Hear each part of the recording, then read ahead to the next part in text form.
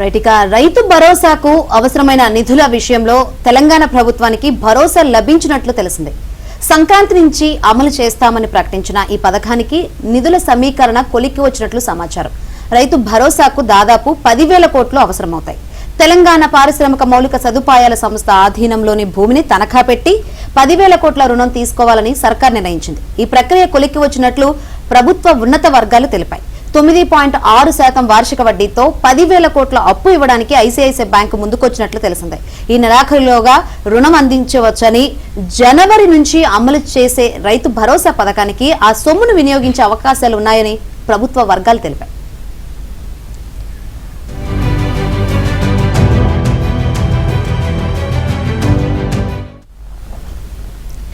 Kokapet రాయదుర్గంలో TGIIC ఆధీనంలోని 400 ఎకరాల భూముల్ని తనఖా పెట్టి అప్పు తీసుకోవాలని భావించిన సర్కార్ ఆ మేరకు భారత రిజర్వ్ బ్యాంకుకు ప్రతిపాదనలు పంపింది. కానీ వాటిని ఆడిటింగ్ కోరీతో ఆర్బీఐ వెనక్కి పంపింది. ఓవైపు ఈ ఆడిటింగ్ ను కొలిక్కి తెచ్చే చర్యలు చేపడుతూనే మరోవైపు బ్యాంకుల కన్సర్యేషన్ తో టీజీఐఐసీ సంప్రదింపులు జరిపింది. ఆడిటింగ్ ను పూర్తి చేసి ఆర్బీఐని ఒప్పించే పనిలో పడింది. దీంతో ఐసిఐసిఐ బ్యాంకు రుణం ఇవ్వడానికి ముందుకొచ్చింది. ఈ నెలాఖరులోగా 10,000 కోట్ల రుణం తీసుకునే అవకాశాలు ఎక్కువగా ఉన్నాయని ప్రభుత్వంలోని కీలక వ్యక్తి ఒకరు చెప్పారు. మరోవైపు ఈ నెలాఖరు నాటికి 7,000 మందికి పైగా ఉద్యోగులు పదవి విరమణ చేయనున్నారు. వారికి చెల్లించే ప్రయోజనాల కోసం 2,000 కోట్లకు పైగా నిధులు కావాలి. వీటన్నిటిని దృష్టిలో పెట్టుకుని ప్రభుత్వం 10,000 కోట్ల రుణం తీసుకునేందుకు చర్యలు చేపడుతోంది.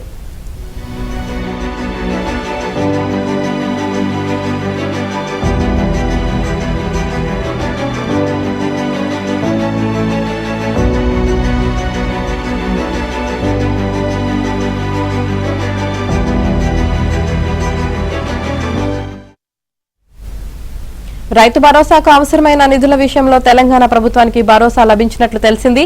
సంక్రాంతి నుంచి అమలు చేస్తామని ప్రకటించిన ఈ పథకానికి నిధుల సమీకరణ కొలిక్కి వచ్చినట్లు సమాచారం. రైతు భరోసాకు దాదాపు 10,000 కోట్లు అవసరమవుతాయి. తెలంగాణ పారిశ్రామిక మౌలిక సదుపాయాల సంస్థ ఆధీనంలోని భూమిని తనఖా పెట్టి 10,000 కోట్ల రుణం తీసుకోవాలని సర్కార్ నిర్ణయించినట్లు సమాచారం. మరిన్ని వివరాలు అందించేందుకు మా ప్రతినిధి నరసింగరావు సిద్ధంగా ఉన్నారు. నరసింగరావు, ఏదైతే రైతు భరోసాకు సంబంధించి నిధులు సమీకరించినట్లు కూడా కనిపిస్తుంది, ఏంటి దీనికి సంబంధించి అప్డేట్స్? యశ్వంత్, రేవంత్ రెడ్డి సర్కార్ అయితే రైతు భరోసా ఇవ్వడానికి ప్రయత్నాలన్నింటినీ చేస్తూనే ఉంది. సో ఆ దిశగా ఇప్పుడు సక్సెస్ కూడా అయినట్లుగా తెలుస్తా ఉంది. నిజానికి రేవంత్ రెడ్డి ప్రతిపక్షంలో ఉండగా, కాంగ్రెస్ ప్రతిపక్షంలో ఉండగా రైతు భరోసా ఇస్తామని చెప్పి హామీ ఇచ్చారు ఎన్నికల మేనిఫెస్టోలో.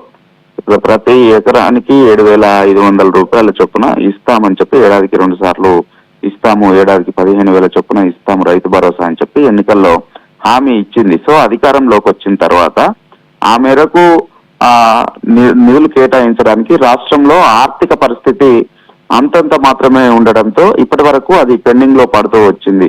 నిజానికి రాష్ట్ర ఆదాయానికి అవుతున్నటువంటి ఖర్చులకి ప్రతి నెల 12,500 కోట్ల రూపాయల తేడా ఉంటుందని చెప్పి ప్రభుత్వం చెప్తా ఉంది. సో ఈ నేపథ్యంలో ఇచ్చినటువంటి హామీలు నెరవేర్చడం కోసం కొంత ఆర్థిక పరమైనటువంటి ఇబ్బందులను అయితే ఎదుర్కొంటుంది. అయినప్పటికీ అప్పులను అధిగమించి అభివృద్ధికి పయనించేందుకు ఆర్థిక క్రమశిక్షణతో ప్రభుత్వం ముందుకు సాగుతున్నామని చెప్పి ప్రభుత్వ పెద్దలు చెప్తా ఉన్నారు. సో అందులో భాగంగానే 1 by 1 ఒక్కొక్క హామీని నెరవేర్చడం కోసము ప్రయత్నాలు చేస్తా ఉన్నారు. అందులో భాగంగా ఇచ్చినటువంటి మొదట రైతు రుణమాఫీని చేశారు. 20,000 కోట్ల రూపాయలు పెట్టి దాదాపుగా 26 లక్షల మంది రైతులకు రుణమాఫీ చేశారు. ఇక ఈ జనవరిలో రైతు భరోసాను కూడా ఇచ్చినటువంటి హామీ మేరకు రైతు భరోసాను కూడా రైతుల ఖాతాల్లో వేసేందుకు ప్రభుత్వము ప్రయత్నాలు చేస్తా ఉంది. అందుకు అవసరమైనటువంటి నిధుల్ని సమకూర్చుకునేటువంటి పనిలో పడింది.